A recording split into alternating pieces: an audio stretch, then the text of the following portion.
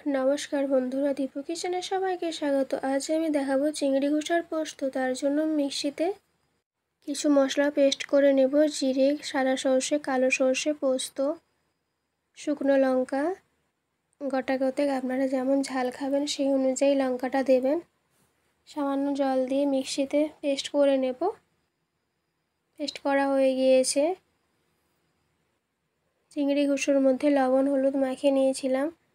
কড়াইতে তেল দিয়ে তেলটা গরম হয়ে গেলে মাছগুলো দিয়ে দেবো। একটু বেশি করে তেল দিয়ে রাখবেন। পেস্ট মশলাটা দিয়ে দেব, হলুদ গুঁড়ো দিয়ে দেব, দিয়ে ভালো করে নেড়ে নেব। দিয়ে সামান্য জল দিয়ে মাছটাকে হালকা ফুটিয়ে নেব।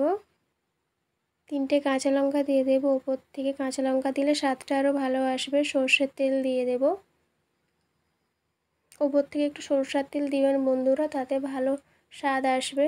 মাছটা হালকা ফুটিয়ে নামিয়ে নেবেন। রান্নাটা হয়ে গিয়েছে বন্ধুরা। আপনাদের যদি ভালো লাগে